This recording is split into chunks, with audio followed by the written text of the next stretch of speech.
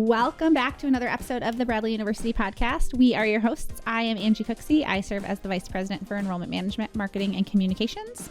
And I am Ben Jed. I am AVP of Marketing and Communications. We record each episode live down in the Hilltop Studios, which is an awesome space for our current students and our staff and our faculty to have access to today's technology to do things like this, where we can meet you in your car or on your bike ride on the... Why are you laughing at me? There was a plan in my head and then Ben started laughing at me. I'm just saying it's not just television anymore. There's lots of different media opportunities. Totally. I understand. This is how we work together every day, guys. It's not great. It actually is great. It's great. Yes, people can listen to this on their bike, in an elevator. Yes. Anywhere they want. On any streaming platform. Yep. Because we have set them up with all of them. Yep. Right? We are from the future. We are. We're doing, it's going to be great. So this is, if you have joined us before, what you know then about the show is that Ben and I make jokes that nobody else probably finds funny, but we amuse ourselves. Enjoy ourselves. We amuse ourselves with. But then really the heart of the show is that we get to talk to the amazing people in and around the Bradley community to highlight the work that's happening truly every single day on this campus. And so today's guest is Dr. Chris Malacharuvu, who serves as the interim dean for the Caterpillar College of Engineering and Technology and the Foster College of Business, which might be the longest title potentially on campus. But Dr. Chris, welcome to the show. Thank you, Angie. But I think your title is longer than mine. Is it? I don't know. We have to count letters, I think. I think you have more words, though. First of all, we're so excited to have you here. This is the idea of the show is to highlight you. So we're going to talk a little bit about your experience and what that's looked like. To get us started, can you talk a little bit about your background and your journey to the seat that you sit in today in the Foster College and the Caterpillar College? Oh, sure. Yeah.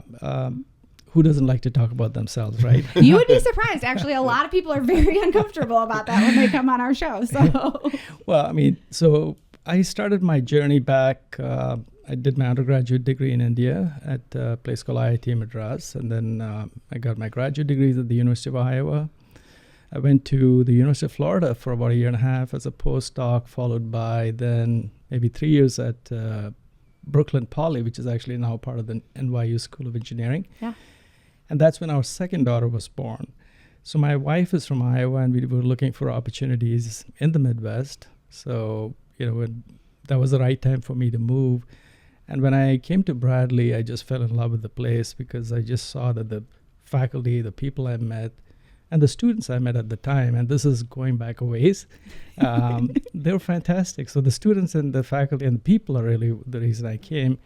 But the other reason I came is also because of all of the opportunities that you have. So, for example, if somebody wanted to do research and teaching, which are both my passions, you could just engage in that.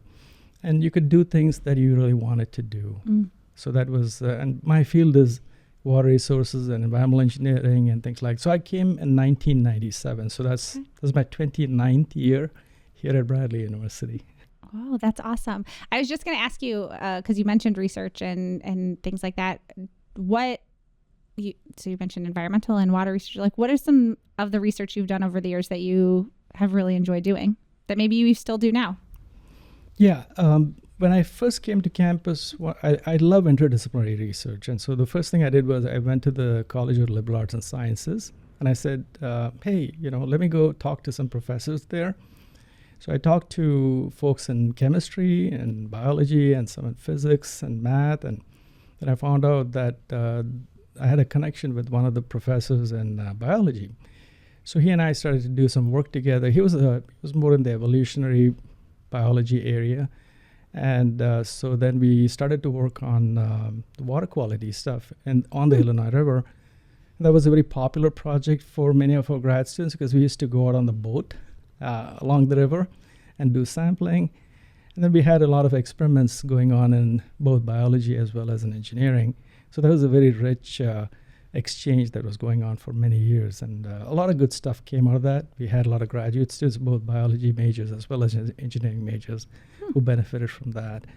So research is wonderful, especially when you have those kinds of students. And you can, you just kind of, it just happens. Yeah. The magic happens.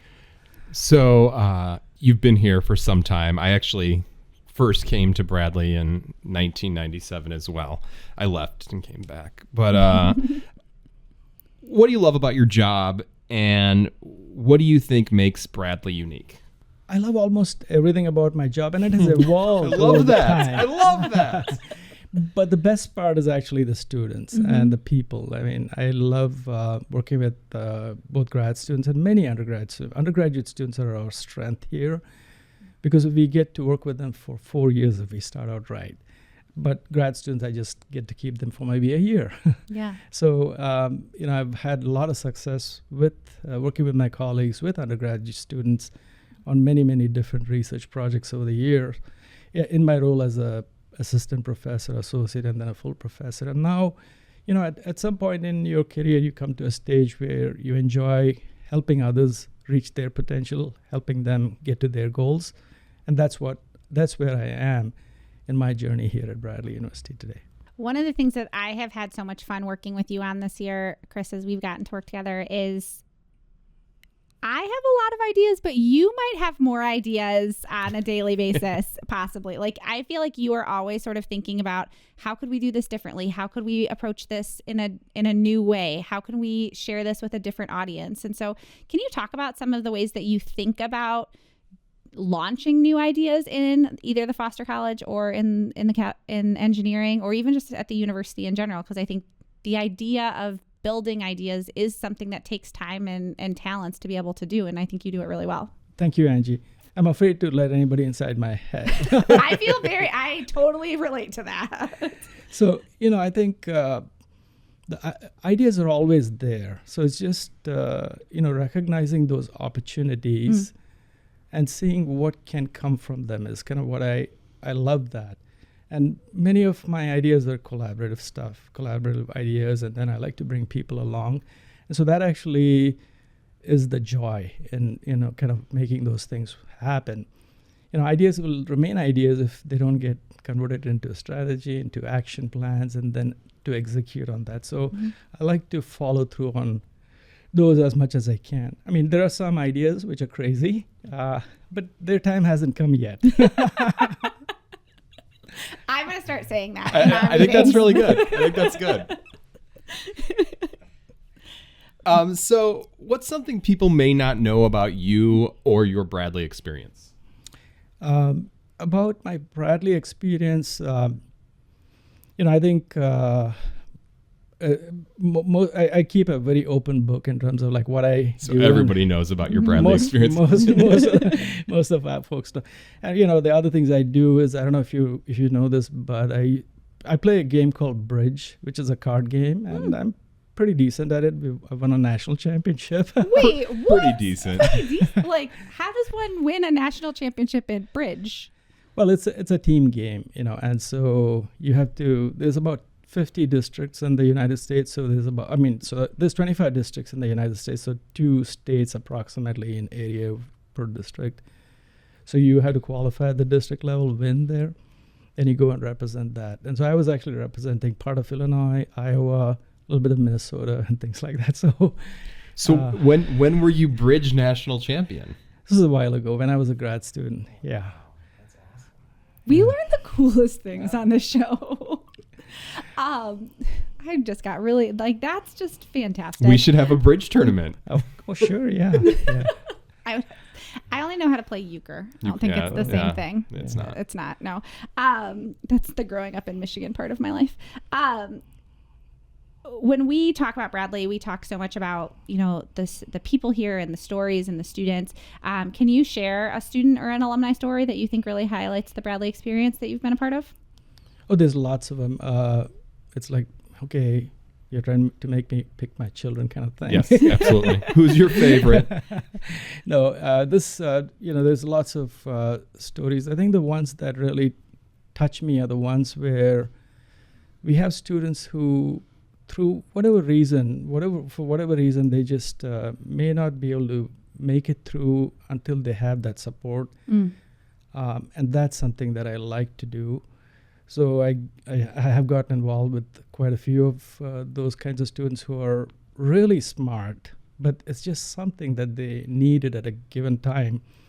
Sometimes it may be as something as simple as just a few $100, or it may be they just need this scholarship to get through this part, or sometimes it may just be a hand with some homework or whatever it is in an area which is not mine. But I would then either I would try to do it or I would recruit others to do it. But those are the most satisfying experiences. And today when I look at some of them, I think, wow, this kid wasn't. He wasn't that great in this particular class, but look at him now. He's like the VP of this. So I think all the students who come to Bradley University are really brilliant. And it's just, I feel like it's my responsibility to make sure that they get what they need. And different people have different needs at different time. And it's a question of recognizing that. Yeah. Good. Oh, you had a question. I wanted to, we talk a lot obviously about what's going on campus and our current students. I think one of the things that I have gotten to see you sort of uniquely do is look at other populations of students. And so we've got the, business and engineering club that you have for middle school students and high school students. And you've been really instrumental in fostering TEDx coming to campus, which has also been open to the community. And so what has it been like to create things that are maybe not for just one audience on our campus? Yeah, I think as a university community, we were siloed for a long time, and we still have silos like that. And any chance I get to break those silos, I might seize the opportunity. I mean, what better way is there to bring people together for something fun? We were going through a rough time, and then I said, why don't we do TEDx? So that was a long application, I can tell you that. It took a long time to get through. And then once we were approved, I said, okay, now we have to go get the speakers. And so that was the first year. Now we have to do it. Yeah. So then the execution comes, right? So, but I thought it was not just for engineering or business, but it was for the whole university. And then it's also beyond us to the Peoria community. I don't think that the university is alone. It is a part of this ecosystem in the greater Peoria, and also I would say in the state and nation.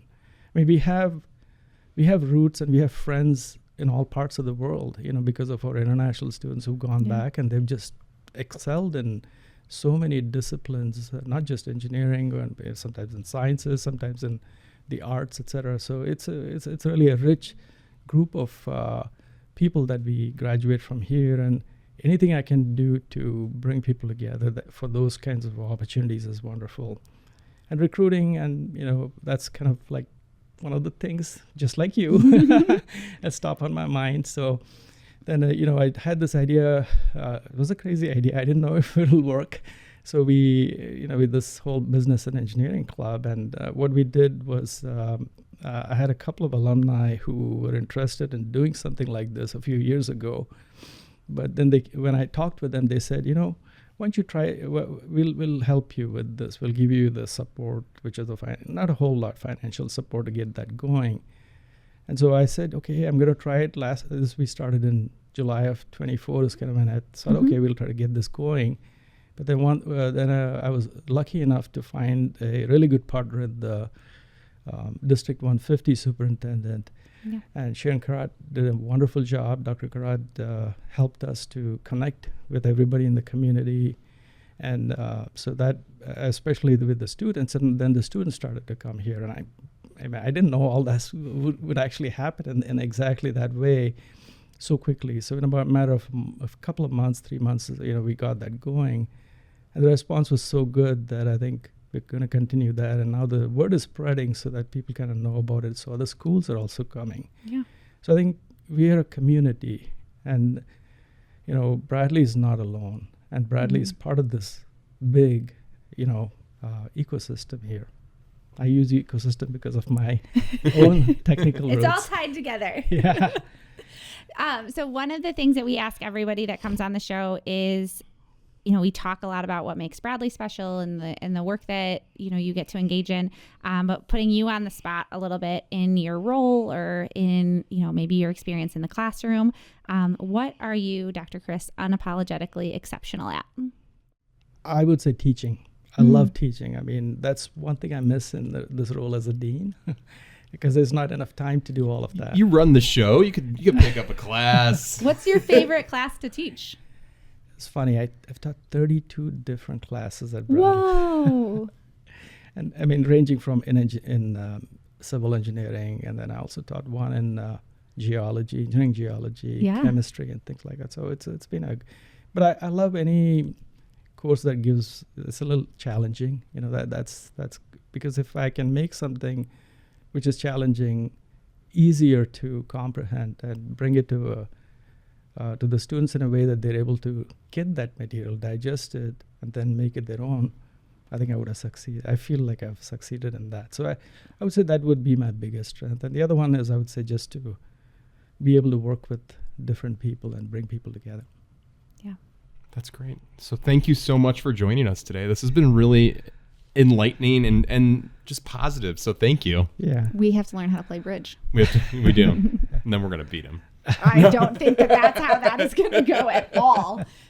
But maybe we should start with learning. We'll start there. We'll try that. Is there anything else you would like to share or add that maybe we didn't ask you, or that you would like people to know?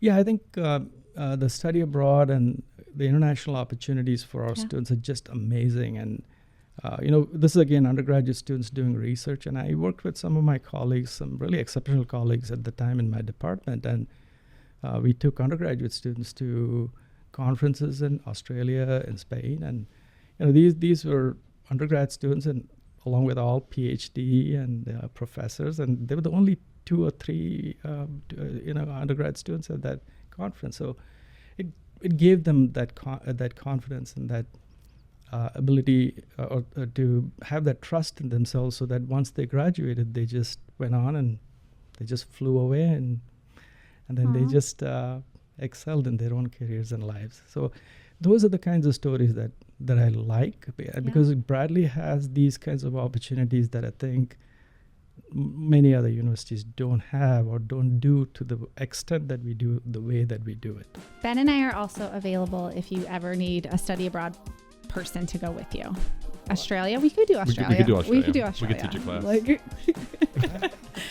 We pitch this to everyone who comes, so we're still working on it. Yeah. Thank you everybody for listening. As always, we record in the lower level of University Hall in Hilltop Studios, which is an opportunity for us to just engage in the spaces that our students have access to every day, which is a little bit about what Dr. Chris is talking about why this place is so amazing. Is there's things and resources and opportunities for our students and our faculty and our staff. So thanks everybody for listening. Until next time, this is the Bradley Podcast. Bye-bye.